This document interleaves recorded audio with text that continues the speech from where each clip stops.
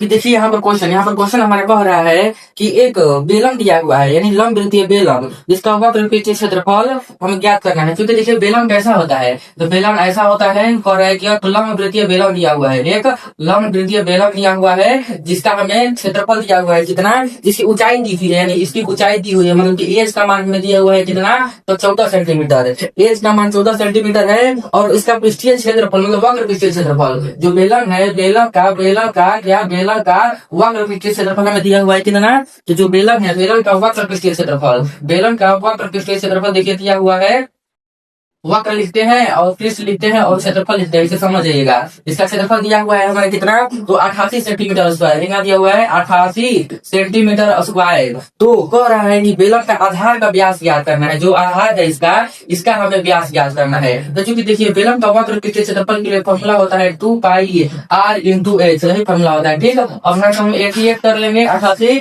अब यहाँ से 2 गुणे y का मान रखेंगे 22/7, y का मान कितना रखेंगे 22/7 इंटू त्रिज्या, हमें त्रिज्या नहीं दिया हुआ है, त्रिज्या का मान क्या करेंगे, ऊंचाई का मान कितना दिया हुआ है, तो 14 सेंटीमीटर दिया हुआ है ऊंचाई, ठीक है। अब यहाँ से हम वैल्यू पुट कर लेंगे। अब 88 देखेंगे 7 से कटेगा कितने बार में, 2 बार में, 7 गुना के 14। अब देख रहे हैं कि 22 से कितने बार में कटेगा, 4 बार में कट गया, और 2 से कितने बार में कट गया, 2 गुना 4 बार में कट गया, और 2 से 2 कैंसिल हो गया, मतलब कि r का मान हमारा कितना आ गया 1। तो चूंकि कह रहे हैं हमें व्यास ज्ञात करना है, क्योंकि व्यास जो होता है त्रिज्या का दुगुना होता है, यानी d, हमें d ज्ञात करना है। तो व्यास जो होता है त्रिज्या का दुगुना होता है, यानी 2 गुणे 1, यानी 2 सेंटीमीटर जो होगा हमारा इस बेलन का व्यास हो जाएगा, करेक्ट आंसर है।